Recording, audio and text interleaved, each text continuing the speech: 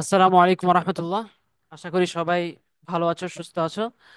আজকে আমরা principal of micro economics এর একটা ক্লাস নেব। ফার্স্ট সেমিস্টারের চ্যাপ্টারের নাম হচ্ছে ইলাস্ট্রিসিটি। হ্যাঁ, খুব খুব বেশি ইম্পর্ট্যান্ট। পরীক্ষার মধ্যে আসবে কারণ চ্যাপ্টার আছে মাত্র দুইটা তিনটা, ওগুলো থেকে প্রত্যেকটা চ্যাপ্টার থেকে প্রশ্ন আসবে।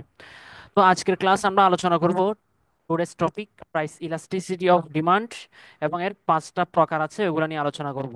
এবং কোন প্রকার কি, কাকে বলে এবং কখন হয়, এগুলো নিয়ে আলোচনা করবো ইনশাআল্লাহ। তো প্রথমে আমরা প্রাইস ইলাস্টিসিটি অফ ডিমান্ড কাকে বলে ওটা জেনে নিই। প্রথমত পিইডি।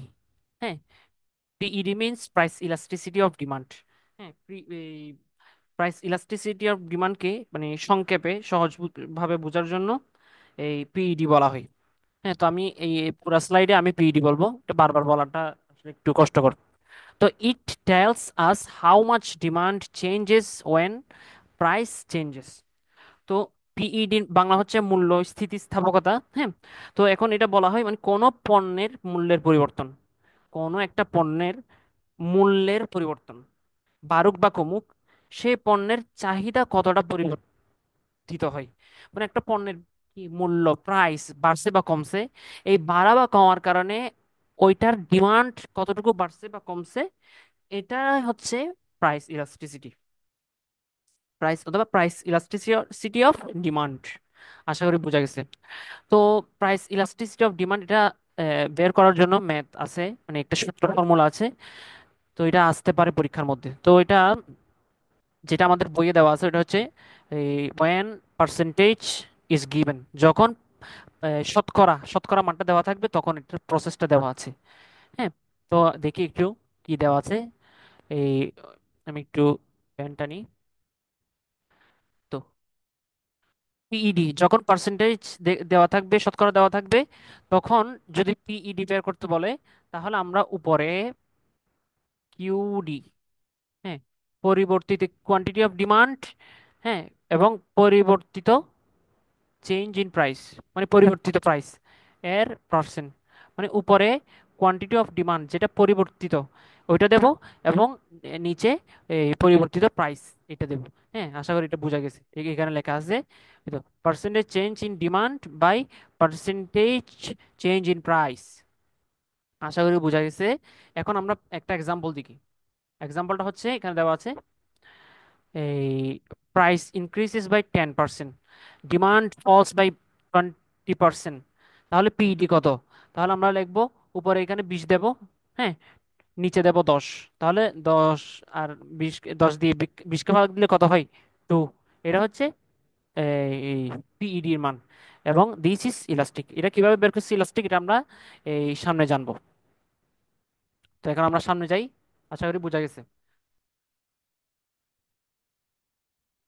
এখন আরেকটা কথা হচ্ছে, এখানে তো ধরো এই মানে শতকরা যদি দেওয়া থাকে আমরা এভাবে করব, যখন শতকরা দেওয়া থাকবে না তখন আমরা কিভাবে করব? তো শতকরা যখন দেওয়া থাকবে না আমরা তিনটা স্টেপে করব।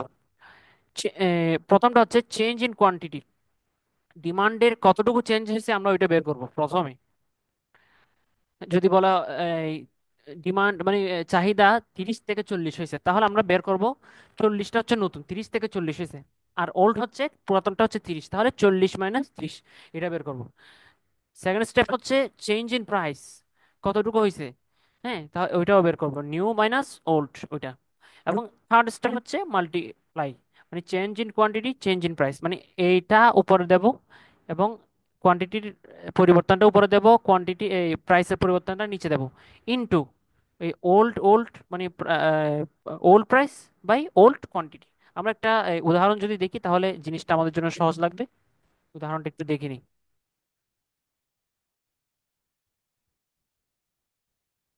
এই তো প্রথমে এখানে প্রাইস বলছে 100 to 120, আর 200 to 160। তো এখানে আমরা প্রথমে কোয়ান্টিটি অফ ডিমান্ডের চেঞ্জটা বের করলাম। এই তো 160 থেকে 200 বিয়োগ দিলাম, মাইনাস কত আসছে? 40 আসছে। হ্যাঁ, এবং এরপরে প্রাইস পরিবর্তিত প্রাইসটা বের করলাম। এই 120 থেকে 100 বিয়োগ দিয়ে কত আসছে? 20 আসছে। স্টেপ 3, এখন আমরা এখানে লিখবো, আমরা এখানে কি লিখবো, এই মানে পরিবর্তিত এটা, এই -40/20, এই তো -40/20, হ্যাঁ, ইনটু, এটা কি লিখলাম, এটা এই -40টা হচ্ছে এটা, হ্যাঁ, পরিবর্তিত কোয়ান্টিটি অফ ডিমান্ড, আর 20টা হচ্ছে এটা কি, পরিবর্তিত প্রাইস।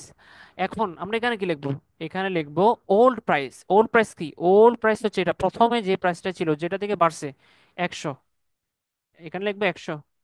এটা আসলে একটু লেখাটা কষ্ট। আচ্ছা এখানে 100 ধরো, হ্যাঁ।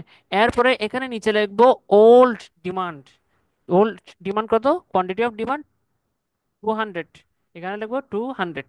200 দেওয়ার পর এই মানে এই ভাগ করার পর, গুণ গুণ করার পর কত আসে, -1। এখানে একটা কথা, পিইডি মাইনাস হতে পারে, কিন্তু আমরা মান নেওয়ার ক্ষেত্রে আমরা অ্যাবসলিউট মানটা নেব। মাইনাসটাকে আমরা কি করব, উজ্জ্ব করে দেবো, এটাকে মাইনাসটাকে আমরা লিখবো না। So PED equal to 1, this is unitary elastic. আশা করি বোঝা গেছে। পিইডিতে মাইনাস গ্রহণযোগ্য না, মাইনাসের মানটা আমরা কি করব, নেব না। আশা করি বোঝা গেছে। এখন আমরা আলোচনা করব পিইডির যে পাঁচটা কি প্রকার আছে, আমরা এগুলো নিয়ে আলোচনা করব।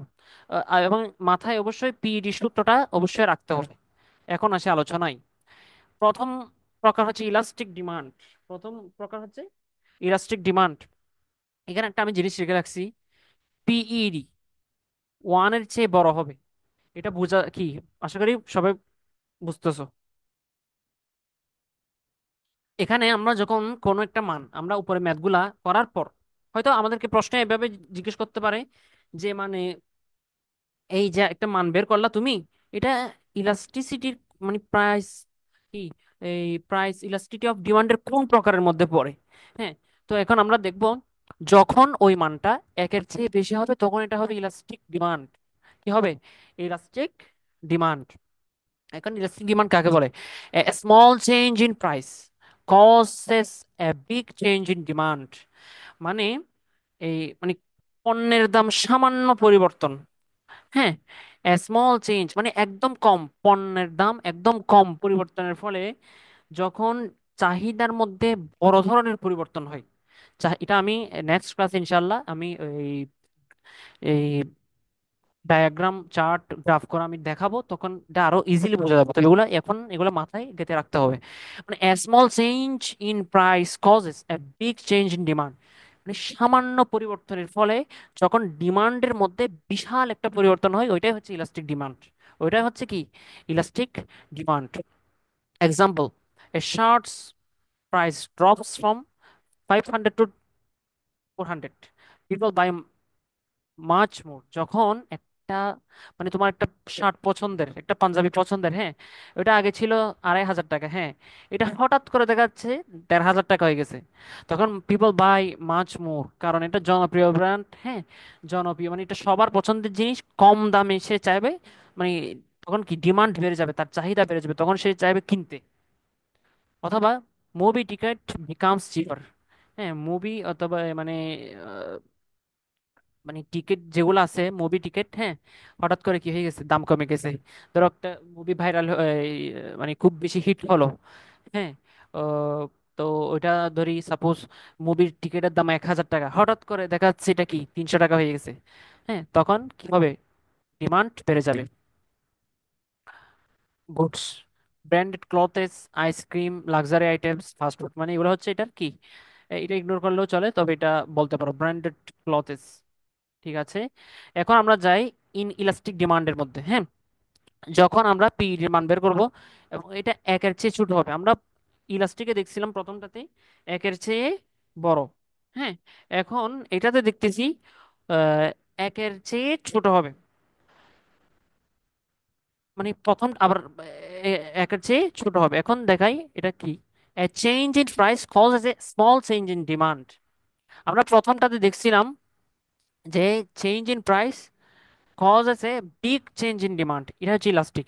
এটা ইনএলাস্টিক, স্মল চেঞ্জ ইন ডিমান্ড, মানে যখন প্রাইস চেঞ্জ হবে তখন ডিমান্ডের মধ্যে মানে খুব বেশি কি হবে না, চেঞ্জ হবে না, ডিমান্ডের মধ্যে চাহিদার মধ্যে খুব বেশি চেঞ্জ হবে না।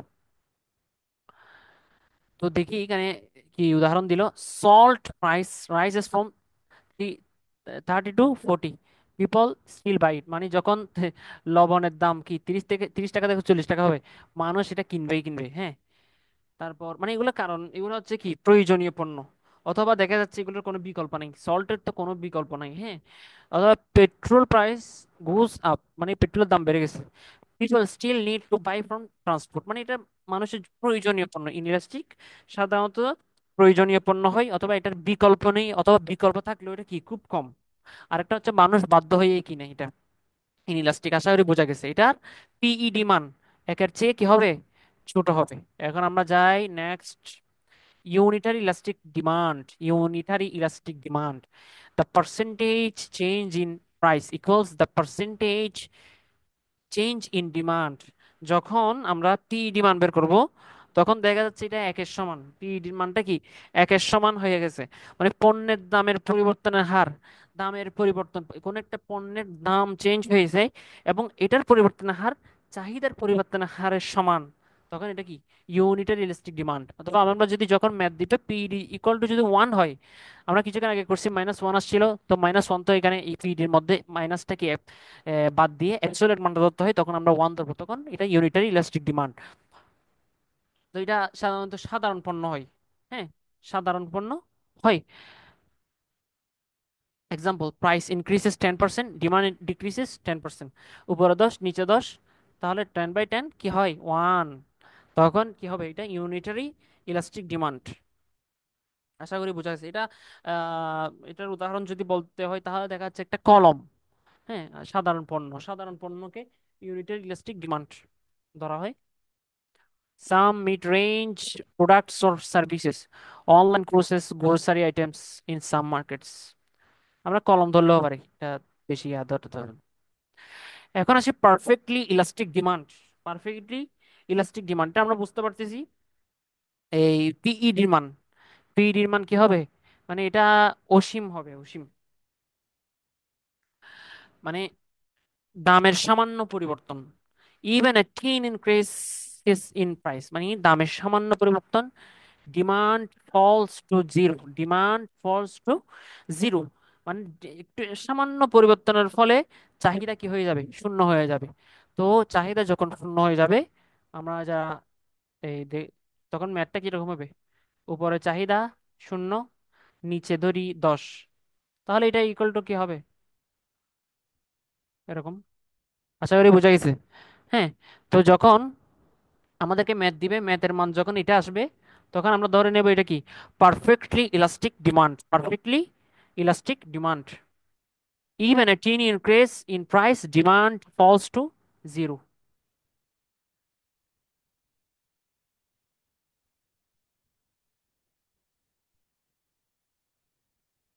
আশা করি বোঝা গেছে। Buyers will only pay one fixed price, not even 1 টাকা more. হ্যাঁ, example, কই, a farmer a farmer sells rice at 50 টাকা in a company market. If he charges 51 টাকা, no one buys. হ্যাঁ, এটা আসলে একটা সোজা কথা। এটার এই বৈশিষ্ট্য হচ্ছে, মানে যেটা আমরা বলি পারফেক্টলি ইলাস্টিক ডিমান্ড। হ্যাঁ, প্রথমত এটার পি ডিমান্ড ইকুয়াল টু কি, এই অসীম হবে। হ্যাঁ, এবং এটার বৈশিষ্ট্য হচ্ছে একাধিক বিকল্প থাকবে, তারপর প্রতিযোগিতা অনেক বেশি হবে, দাম বাড়ালে কেউ কিনবে না। এটা হচ্ছে তিনটা বিকল্প। এখন উদাহরণ দিই, ধরি আমরা একটা বাস স্ট্যান্ডে গেলাম, যেটা আমরা সচরাচর যাই আর কি। হ্যাঁ, বাস স্ট্যান্ডে গেলাম। তো এখানে এই খুব বেশি গরম, পানির বোতলের দাম হচ্ছে 20 টাকা। হ্যাঁ, তো এখন 10 জনে বিক্রি করতেছে। হঠাৎ করে একজন বললো আমি অতিরিক্ত লাভ করতে চাই, আমি পানির দামটা 25 টাকা করলাম। দেখা যাচ্ছে ওর কাছ থেকে কেউ কিনবেই না। আরে 25 টাকা বাদ দিলাম, সে যদি 21 টাকাও করে কেউ কিনবে না, কারণ এখানে আরো 9 জন আছে, 9 জনের কাছে সে কম টাকা দিয়ে 25 টাকা দিয়ে পাচ্ছে। হ্যাঁ, তখন সে ওই ব্যক্তিটা অথবা ওই মানুষটা কি এই 20 টাকার জিনিসটা কিনবে। যে 1 টাকাও বাড়াবে অথবা 25 টাকা করবে, ওর কাছ থেকে কেউ কি করবে না, পানির বোতল কিনবে না। একাধিক বিকল্প থাকে। হ্যাঁ, তারপর প্রতিযোগিতা অনেক বেশি, ওই যে 9 জন বললাম, 9 জন মানে বিক্রির জন্য দাঁড়াই দাঁড়াই আছে। এখন আমরা একদম লাস্টটা যাচ্ছি, লাস্টেরটাতে। Perfectly in elastic demand, perfectly in elastic demand, এটার পিইডির মান হচ্ছে জিরো। যখন আমরা পিইডির মান বের করবো তখন এটার মান কি হবে? জিরো হবে। এটা এখন এটা কি জিনিস একটু পড়ি। Price changes but demand does not change at all. দাম যতই পরিবর্তন হোক, চাহিদা ও পরিবর্তিত থাকবে, তখন তাকে কি বলে? Perfectly in elastic demand. এবং এটা খুব বেশি কি জরুরি, এটা মানে একজন মানুষের জন্য এটা খুব বেশি জরুরি। এবং এটার কোনো বিকল্প নাই। মানে এটা যে দাম বাড়লে আমি অন্য জায়গা থেকে কম দামে কিনবো, এরকম কোনো কি নাই, বিকল্প নাই। এটার দাম বাড়লে দাম বেশি অবস্থায় এটা কিনতে হবে, এবং বাধ্য হয়ে এটা কিনতে হবে। দাম মানে এটার কি কোনো বিকল্প নেই। People must buy it no matter the price, মানে এটা যত দামি হোক কি হবে না, কি এটা কিনতেই হবে, এবং এটার কি বিকল্প নেই। Example one, a diabetic patient needs insulin even if the price doubles. এখন এটা তো বোঝা যাচ্ছে মানে একটা ইনসুলিন একজন ডায়াবেটিক পেশেন্টের জন্য, ধরো ইনসুলিনটা কত দাম আমি জানা নেই, ধরি 500 টাকা, হ্যাঁ। যখন দাম বাড়বে, ধরি ডাবলস হয়ে গেছে, হ্যাঁ, 1000 টাকা হয়ে গেছে, সাপোজ, তখনও ও কি বলবে দাম বেশি তাই আমি ইনসুলিন দেব না? হ্যাঁ, এটা তো বলার সুযোগ নেই। দাম যদি 2000 টাকা হয় তখনও কি করতে হবে? ইনসুলিনটা নিতে হবে। So diabetic patient needs insulin even if the price double. তো এটা হচ্ছে perfectly inelastic demand. A person in desert needs water, price doesn't matter. একটা মানুষ মরুভূমিতে গেল, হ্যাঁ, এখন ওকে পেয়ে একটা বোতল, মানে খুব বেশি তৃষ্ণার্ত, হ্যাঁ, এখন দেখা যাচ্ছে একটা বোতলের দাম হচ্ছে 500 টাকা, অন্যান্য জায়গায় হচ্ছে 50 টাকা, এখানে গিয়ে দেখতেছে 500 টাকা, এখন তার যান বাঁচানো ফরজ। হ্যাঁ, এখন ও কি করবে? 500 টাকা হোক 1000 টাকা হোক, ওইটা কি করতে হবে? ওই বোতলটা কি কিনে পানি খেতে হবে, প্রাইস ডাজন্ট ম্যাটার। এখন এখানে উদাহরণ দিচ্ছে গুডস, পণ্য হচ্ছে life saving drugs, water in emergency. আশা করি বুঝা গেছে। আজকের ক্লাস আমরা এগুলো শেষ করছি আলহামদুলিল্লাহ। এই প্রাইস ইলাস্টিসিটি অফ ডিমান্ড শেষ করলাম, এবং এটার 5টা টাইপস, এগুলো কাকে বলে, পি ডিমান্ড, এবং এগুলোর উদাহরণ সহ আমরা আলহামদুলিল্লাহ শেষ করছি। আশা করি পারা যাবে পরীক্ষায় আসলে। এবং নেক্সট ক্লাস আমরা এগুলোর গ্রাফ দেখব, এবং এই ক্লাসটা ভালোভাবে করলে আমরা গ্রাফগুলো আরো ইজিলি আমরা কি মজা করে করে ইজিলি আমরা বুঝতে পারবো, এবং পরীক্ষার মধ্যে এগুলো আসে, গ্রাফটাও আসবে। তো আজকের ক্লাস এতটুকুই। আসসালামু আলাইকুম রহমতুল্লাহি ওয়া বারাকাতুহু।